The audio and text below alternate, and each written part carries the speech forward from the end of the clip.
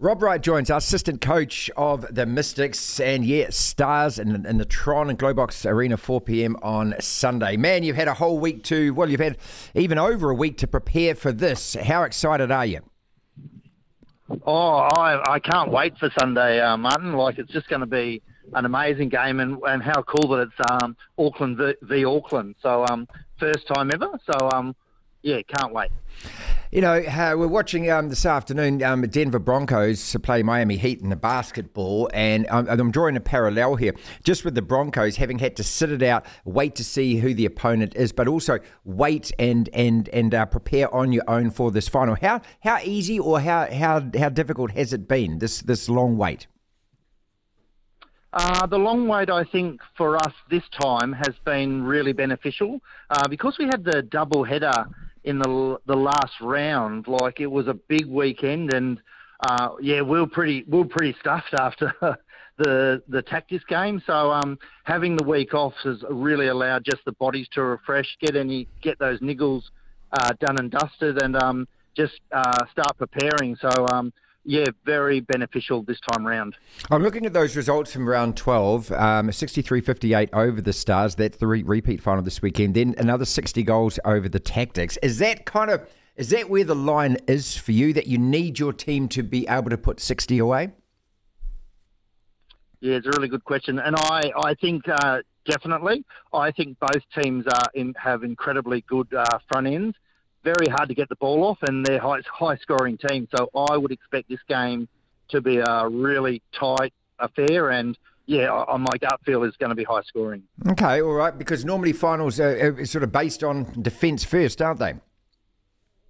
Oh, sure. And I love my defenders, and I always think that defence generally wins championships, and I always go that shooting normally wins the game. It's going to be a battle, I think, for the defence ends, and whoever's defence end probably can get on top of the other team's shooting will win the game. So I think defence is going to be the key. Rob, you won 2 out of the 3 against them as far as the regular season goes. What does that actually mean? I mean, is it just a chance to look back and say, okay, we could have done this better, or we did that well? What I'm trying to get at is how much can you actually gain from those results, taking it into a one-off final? Yeah, I reckon absolutely nothing. Go on. Because I reckon every game we've had has been really quite tight. Even our pre-season games, I think we played them 3 times, and there was 1 goal in it every time in our pre-season matches against them. So I think both teams will, have super respect for the other team, and it's just going to be, okay, which one can put it together under real pressure on the day. It's just fascinating hearing your voice and talking to you. You're an Australian man coaching here in New Zealand. I think you're probably the first. Maybe not the first, but you're a very rare breed, my friend. Oh, I think I am the first.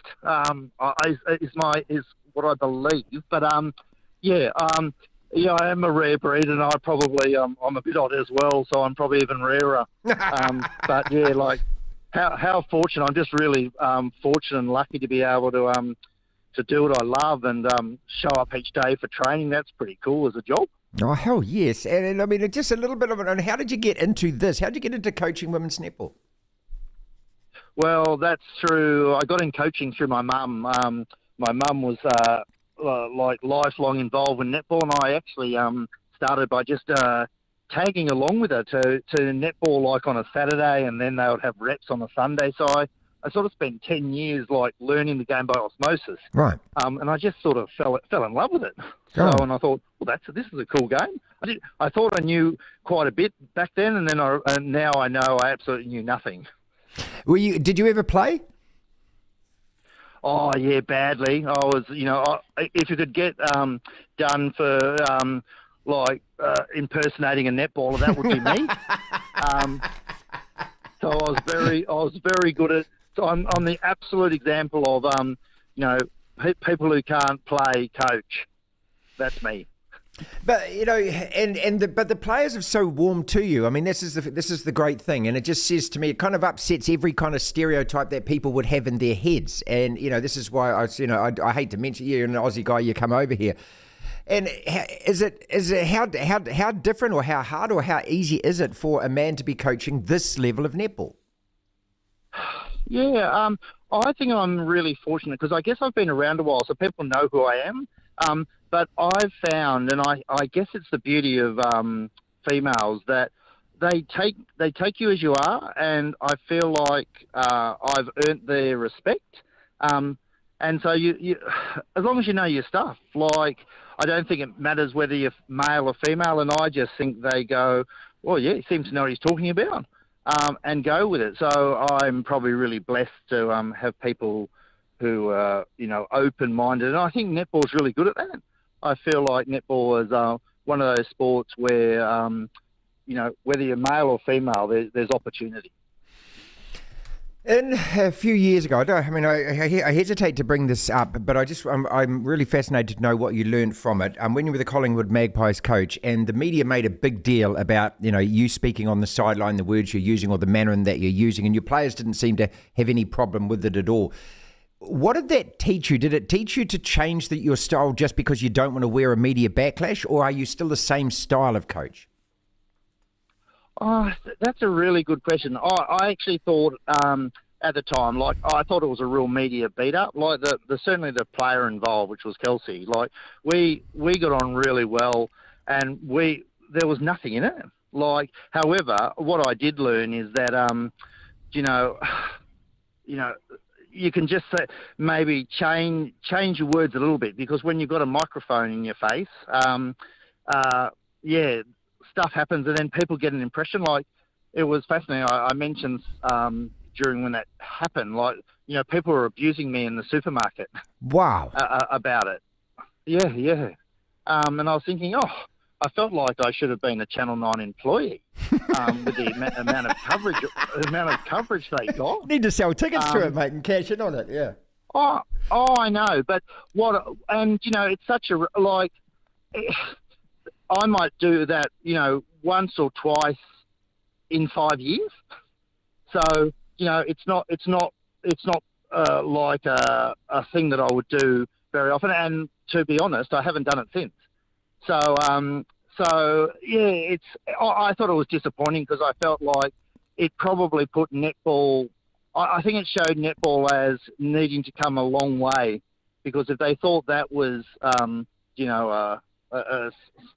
like I'd killed someone. Yeah. I think they're kidding. But I probably just really learned to go, okay, could I put that a different way and still get my message across? Because obviously I still need to give the message, but I probably do word things better because I want to be better. And I thought, okay, how do I do that better? So it was a valuable lesson to make sure, okay, how do I do that differently?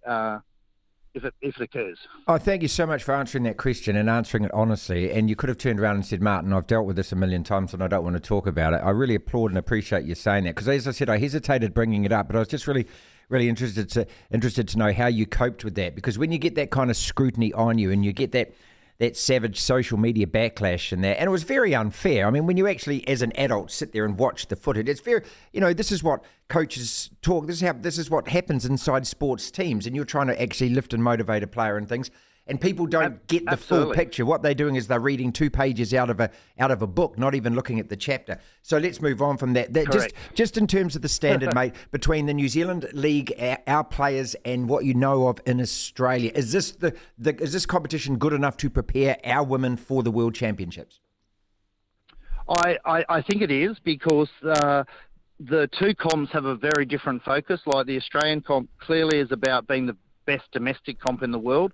They obviously play different rules that are not standard international rules, where our comp is designed to produce silver ferns. The rules are international. So I feel like even this compacted season, it's preparing players for what's going to happen at Worlds, where you've got to play back-to-back games, etc. So they haven't got that in Australia.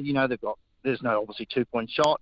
There's not the timeouts in international netball that they have in SSN, which really can affect momentum. And, I think there's been times where in international netball, teams can get caught out because you can't call timeout, and teams get on real rolls and you can't stop them. So we always talk about it, and I feel like in international netball, there's a term we use called avalanche quarter, and often games are won on avalanche quarters, and an avalanche quarter is really just where there's a blowout in just one quarter, and that's what often happens in international netball. So yeah, we saw that last year, Jamaica. Comp really prepares them for that. Yeah, Jamaica did that to us at the Commonwealth Games. Look, all the very best for the weekend. I could talk to you for a lot longer than this, but I know that you're very busy and you've got other things to do. Prepare well, and I hope your team plays well. Good luck, mate. Thanks, Martin. I really appreciate the call.